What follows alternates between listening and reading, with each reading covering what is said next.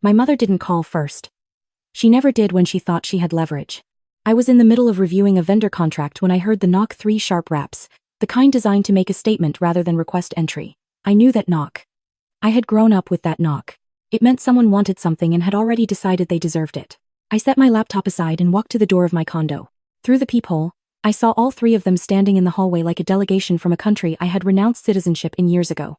My mother was clutching her purse with both hands, the way she did when she was preparing to be wronged. My father stood slightly behind her, which was how he always positioned himself when he needed someone else to throw the first punch. And my brother Tyler leaned against the wall with his arms crossed, wearing a jacket that I recognized because I had seen it on his Instagram 3 weeks ago, the one he had tagged with number blessed and number family first, which had gotten 847 likes and 0 irony. I opened the door. "We need to come in," my mother said. Not hello. Not how are you. "We need to come in." I stepped aside because I was curious more than anything else. It had been 8 months since I had last spoken to any of them, and they had driven 2.5 hours from Dayton without a text. Whatever this was, it was rehearsed. My father walked past me first, surveying my living room the way people do when they're trying to calculate what things cost. His eyes moved from the furniture to the view to the framed blueprint on the wall from my first warehouse deal. My mother sat on the couch without being invited. Tyler stayed near the door with his arms still crossed, like he was keeping his options open. My father set a manila envelope on my coffee table. "Sit down, Vanessa," he said. I didn't sit down. I stood near the kitchen island with my arms loose at my sides and waited. My mother reached into the envelope before I could touch it and laid out what looked like a financial document. Several pages professionally formatted, with a header I had to lean slightly forward to read. At the top, in clean bold letters, Statement of Family Investment, Vanessa Reyes, 1995 to 2018. "We had it prepared by an accountant," my father said. "Everything is documented." I picked up the first page. It was a line-item record of every dollar my parents claimed to have spent raising me: groceries, school supplies, health insurance premiums, a prorated share of the mortgage for the bedroom I had occupied. There was a line for my soccer cleats in 2006. There was a line for my community college application fees. At the bottom of the last page was a total, underlined twice, $312,000. Below that, in a separate line, it read, "Accrued interest at 4% annually, $61,450. I set the document back on the table. "Where did you get this idea?" I asked. "It was Tyler's," my mother said, and she said it like that explained everything, like Tyler having an idea was in itself a form of divine reasoning. Tyler finally pushed off the wall. "You've got a successful business, Van. 3 locations, a fleet, government contracts. You didn't build that by yourself. Mom and Dad gave you a foundation. A roof, food, stability. That has value. You know better than anyone that everything has a value. You need to pay back what they invested in you," my mother said. "Or we take legal action." I looked at her for a long moment. She had the same expression she used when she told me I needed to be more grateful at Christmas. Or when she explained that Tyler's 4th failed business venture wasn't really his fault because the market was difficult.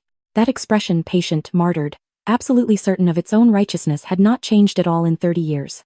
"How much?" I said. $373,412, my father said.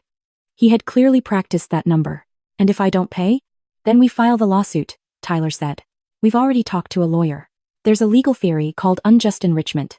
You benefited from their resources. You owe them a return." I nodded slowly. I picked up the document again and folded it once and held it at my side. "Get out of my condo," I said. My mother's face collapsed into the performance of being wounded. "Vanessa, we are your family. I know who you are. Get out." My father took a breath. "We did not drive here for you to dismiss us. Then you wasted a tank of gas. I'm not paying you anything. And if you file a lawsuit, I will defend it. Now I'm asking you to leave my home." Tyler looked around my living room one more time, and there was something in his expression that I recognized, the same look he used to give my textbooks when we were teenagers, like the fact that I was reading them was a personal offense. "You really think you did this alone?" he said. "You really think you owe nobody anything?" "I think I owe you nothing," I said. "Those are 2 different sentences." They left. My mother cried in the elevator loud enough that I could hear it faintly through the door. I stood in my kitchen and looked at the document in my hand, and I thought about what my father's face had done in the moment. I said no, a quick flash of recalculation, like a man adjusting a plan rather than processing rejection. That was the thing that stayed with me. He wasn't surprised. He was adapting. I poured myself a glass of water and sat at my kitchen island and thought about Tyler's jacket and the 847 likes and the caption that said "Number Family First." Then I opened my laptop and called my attorney. "Let me tell you the thing about growing up the way I grew up, because it matters to understanding what came next." Tyler was the one they talked about. Tyler was the musician, the charmer, the son who made my parents feel like their lives had produced something luminous. He had a voice that could genuinely stop a room, and when he was 17 that voice felt like a destiny. My parents remortgaged the house twice to fund his recording career. They drove him to Nashville 3 separate times. They funded a label partnership that cost them $40,000 and dissolved in 11 months. Then they funded a studio space. Then an equipment purchase. Then a second attempt at a label deal that a different person in a different office told them was going to be the one. I was the background noise. I took out loans for my own college. I worked nights at a distribution center while I finished my business degree. I started my logistics consulting firm out of a shared office space that smelled like burnt coffee and someone else's ambition. I built it slowly, methodically, without anyone's money except the bank's, and I paid the bank back on schedule while Tyler's second studio space sat empty for 14 months because he was in a creative reset. I don't say this with bitterness. I say it because it explains why I built what I built the way I built it quietly, with meticulous documentation, with a legal and financial structure that was tighter than it needed to be for a company my size, because somewhere in the back of my mind, I always understood that the people closest to you will see your success and feel entitled to it before they feel proud of it. I was right. I just didn't know it would happen this fast. The lawsuit arrived 17 days after they left my condo. My attorney, Dana, called me the morning it was filed. Her voice was measured, the tone she used when she wanted me to hear the information before the emotion. It's a civil suit, she said. Unjust enrichment, promissory estoppel, and this is the interesting one. They're claiming that your use of your father's credit card in 2013 to purchase your first business software constitutes a family business partnership. I used his card one time, I said. I paid it back in cash the same week. I have the Venmo record. I know. I'm not worried about the merits. I'm worried about the timing. The timing was the problem. I was 3 weeks away from closing the largest contract in my company's history, a 2-year logistics partnership with a regional hospital network worth $1.8 million annually. The contract required a clean financial disclosure. A pending civil lawsuit, even a frivolous one, could flag the review and delay the signing by months. Months I could not absorb without cutting staff. Dana told me to sit tight. I did not sit tight. I spent the next 4 days building a picture. Not because I thought I needed ammunition, I thought the lawsuit would collapse on its own lack of legal merit. I built the picture because my father's face had done that thing in my living room, that recalculating thing, and I had learned a long time ago to pay attention when my instincts told me a problem was larger than it appeared. I hired a forensic accountant named Raymond. I told him to look at everything: my parents' business filings, their income records, the paper trail around Tyler's various ventures. Raymond was a small, precise man who wore the same kind of reading glasses in 3 different colors and who communicated primarily through spreadsheets and a dry, economical form of spoken language that I found deeply reassuring. "Give me 10 days, he said. He called me back in 7. "You need to come to my office," he said. "And you need to bring your attorney. I will not walk you through every number Raymond laid out on that conference table, because the full picture took 3 hours to present and most of it was dense with figures that only mattered to the IRS and to the particular species of dread that settles into your chest when you realize the situation is much bigger than a lawsuit. Here is the short version. My parents had run a small catering business for 11 years. That business had, according to their tax returns, earned a modest income, modest enough to support a family of 4 in a Dayton suburb, barely. But Raymond had found something in the pattern of their personal expenditures that didn't line up with those reported numbers. He cross-referenced their bank deposits against their reported revenue and found a gap consistent, annual, going back 9 years that suggested a significant portion of their cash business income had never been declared. That alone was serious. What made it extraordinary was the document they had handed me in my own living room. The statement of family investment, the professionally formatted, accountant-prepared, line-item record of every dollar they claimed to have spent raising me was, in the most precise legal sense, a confession, because if those expenses were real and documented, then they had to have come from somewhere. And if they had come from the catering business which Raymond demonstrated they had, tracing the cash flow with a patience that I found almost beautiful, then my parents had just handed a court a verified accounting of undeclared income sources spanning nearly 2 decades. They had been so focused on building a case against me that they had constructed, with professional help, a detailed record of their own financial crimes. I sat in Raymond's office for a very long time after he finished. "They tried to audit me," I said finally. Raymond took off his green reading glasses and set them on the table. In a manner of speaking, and audited themselves, more thoroughly than the IRS would have managed on its own. Yes. Dana was already on her phone. The hearing was set for a Thursday morning in a courtroom on the 4th floor of the Hamilton County Courthouse. The room smelled like floor cleaner and recirculated air. My parents sat at the plaintiff's table with their attorney, a man named Garrett who had a very confident suit and a rhetorical style that seemed designed for cases with more sympathetic facts than these. Tyler sat in the gallery behind them. He was wearing a different jacket this time. For the first portion of the hearing, things went the way my mother had probably scripted them in her head. Garrett was skilled. He painted a portrait of two aging parents who had given everything to their daughter, who had stood by her through her difficult years, who had asked for nothing and received less, and who now watched her enjoy a prosperity built on the foundation of their sacrifice while they struggled in retirement. My mother's eyes were appropriately wet. My father sat with his hands folded and his shoulders slightly rounded, the posture of a man diminished by ingratitude. The judge, a woman named Holloway with the kind of unreadable face you only develop after 20 years on the bench, looked at me with an expression that was not friendly. The documentation submitted by the plaintiffs, she said, is extensive and detailed. The court is not unsympathetic to the argument that familial contributions to a child's upbringing carry weight, particularly when those contributions are this specifically recorded. My mother touched my father's hand. However, Judge Holloway continued, and she paused just long enough that the word rearranged the temperature of the room. The court has also reviewed the supplemental materials submitted by the defense. She held up Raymond's report. What happened in the next 20 minutes was not loud. It was quiet in the way that certain kinds of catastrophe are quiet, the way a structure sounds when the load-bearing element fails, a low creak that precedes the collapse. Dana stood and walked the judge through it with the measured precision of someone who had rehearsed the order of information carefully. She did not dramatize. She did not editorialize. She presented the gap between reported income and documented expenditure. She presented the catering business's cash receipts, cross-referenced against my parents' bank records. And then she picked up the statement of family investment, the document my parents' own accountant had prepared, and she placed it next to the tax returns. Your Honor, Dana said. The plaintiffs have argued that this document proves a business relationship existed, that raising their daughter was, in their words, an investment. If that is the legal framing they wish to apply, then the court must consider that the funds documented here represent income that should have been declared. The forensic analysis indicates a cumulative discrepancy of approximately $180,000 in unreported income over a period of 9 years. We have reported these findings to the IRS. This documentation submitted by the plaintiffs themselves constitutes the most complete record of that discrepancy that exists. Garrett was on his feet. The judge silenced him with a look. My father's face had done the recalculating thing again, but there was nowhere to recalculate toward. The expression cycled through disbelief, then fury, then something that I could only describe as the specific collapse of a person realizing that the weapon they brought to the fight is the one that has just been turned on them. My mother had stopped performing tears. She was very still. Judge Holloway set the documents down with a precision that in a different context might have looked gentle.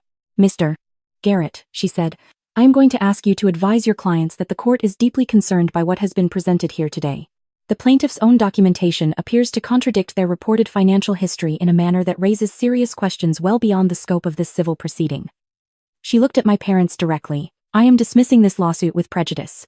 I am also referring this matter, along with all submitted documentation, to the appropriate federal authorities. I would strongly advise both plaintiffs to retain criminal defense counsel before the end of this week. She brought her gavel down once cleanly. I did not feel the surge of triumph I had imagined I might feel. I felt something quieter and more complicated, the particular relief of a person who has been holding their breath for so long they had forgotten they were doing it, finally exhaling. But I wasn't finished. After the judge left the bench, in the noise of the gallery reshuffling and Garrett leaning urgently into my father's ear, I walked to the plaintiff's table. My father looked up at me with an expression I had never seen on his face before, something adjacent to fear, which looked strange on a man who had spent my entire childhood never being afraid of anything, at least of all me. I want you to know I didn't go looking for this, I said. You brought your accountant's paperwork into my home. You handed it to me. Vanessa, my mother started. I'm not finished. I kept my voice level. There's one more thing. You've been 3 months behind on the Dayton house. The bank issued a notice of default in February. I watched my father's jaw tighten. I purchased the note through a holding company 6 weeks ago. I've been waiting to see if you would drop the lawsuit. My mother's hand went to her mouth. You didn't drop it, I said. So I'm not waiting anymore. The holding company's attorneys will be in contact today. You have 30 days to vacate. My father stood up fast enough that his chair scraped back across the floor. You can't. I can, I said. You taught me that everything has a value, Dad. You taught me that investments require returns. You were very clear about that in my living room. I picked up my bag from the table. I learned from the best. I walked out. In the corridor outside the courtroom, Dana fell into step beside me without saying anything for a full 30 seconds. That was one of the things I valued most about her. Tyler didn't say a word in there, she said finally. No, I said. He left before the judge finished. I stopped walking. Before the ruling? Dana nodded. Stood up about 5 minutes into your presentation and walked out. I noticed because he went past the defense table on his way and didn't look at either of your parents. I thought about that for a moment. Tyler, who had designed this entire intervention. Tyler, who had researched the legal theory and found the accountant and organized the drive to my condo. Tyler, who had stood in my living room in his new jacket and told me I hadn't built anything alone. Tyler, who had apparently decided somewhere in the middle of a courtroom that the ship was taking on water and located the nearest exit. I almost felt something for my parents in that moment. Not quite sympathy, the hurt was too old and too layered for sympathy to sit cleanly on top of it. But something, the recognition that they had spent 25 years pouring everything into a person who had just done to them exactly what they had tried to do to me, and that the difference was that Tyler was better at the exit. I kept walking. That evening, I sat at my desk and looked at the city through the windows for a long time without turning on the lights. My phone had been buzzing since mid-afternoon. My mother had called 6 times. My father had called twice. Tyler had texted once a message that read, "Vanessa, I had no idea it would go this far, I'm sorry. Can we talk?" which was the kind of sentence that could only be written by someone who understood exactly how far things had gone and was now attempting to position themselves outside the blast radius. I looked at all 3 of their names in my contacts for a long time. Then I opened my email instead and found the message I had been waiting for from the hospital network's procurement director. Following up on our contract timeline, our legal team has completed the financial disclosure review and everything looks clear on our end. Looking forward to finalizing next week. I read that sentence twice. Then I went to my contacts and deleted my mother's number. Then my father's. Then Tyler's. I did it without ceremony, one at a time, the way you clear out a desk drawer, not with anger, just with the quiet efficiency of someone who has decided the space is needed for other things. Raymond called the following morning to confirm that the IRS had acknowledged receipt of the referral. Dana called an hour later to say that Garrett had already filed a motion to withdraw as my parents' counsel, which was the legal equivalent of a rat identifying a ship. I poured coffee and sat at my kitchen island in the early light and thought about what my brother had said in my living room, "You really think you did this alone?" And about what I had built and what it had cost and who had been there when it cost the most. I thought about the distribution center job. The shared office that smelled like burnt coffee. The first contract I ever won, which I got because I stayed on the phone for 3 hours working through a logistics problem that 2 other consultants had already declined. I thought about the years my parents drove to Nashville and came back talking about Tyler's potential, and the years I worked at night while they slept, and the way success had looked from the outside of a family that had decided to bet on a different number. I had not done it alone. I had done it with the help of people who showed up. My first employee, who worked 6 months before I could pay her a full salary. My college professor, who wrote me a reference letter 4 years after I graduated because I asked and he remembered me. The bank officer who approved my first business line of credit and told me my cash flow projections were the cleanest he'd seen from a first-time applicant. None of those people were at that table in my living room. The hospital network contract closed 11 days later. I hired 2 new people the week after. The company's revenue for the quarter came in at 34% above projection. I am telling you this not because the numbers matter, they don't, not really, not compared to the other things, but because I want you to understand that none of what my family tried to do to me worked. The lawsuit failed. The freeze never came. The contract closed. The work continued. What they took from me was not anything I could measure in a spreadsheet. What they took was time, years of building something invisible so it would be protected from the people who were supposed to protect me. Years of keeping my professional life a separate country with controlled borders. Years of the particular loneliness of achieving things you can't tell your family about because you already know how that story ends. That is what they owe me. And there is no invoice for it. There is no holding company that can buy that debt. There is no courtroom in which it can be adjudicated. So I don't spend time calculating it anymore. What I know is this: I have 30 employees who count on this company. I have a 5 a.m. alarm and a whiteboard covered in problems I'm still solving. I have an attorney who is excellent and a forensic accountant who wears 3 colors of reading glasses and a city view through floor-to-ceiling windows that I purchased with money I earned by myself, by choice, by the accumulation of thousands of days when I showed up and did the work even when the people who were supposed to believe in me had already decided I wasn't worth watching. They were wrong. That's all. If you have ever built something in the dark quietly, without applause, without anyone noticing until the lights came on, then you already know what I know. You don't need their validation to confirm the value of what you made. You just need to keep building. The work is proof enough.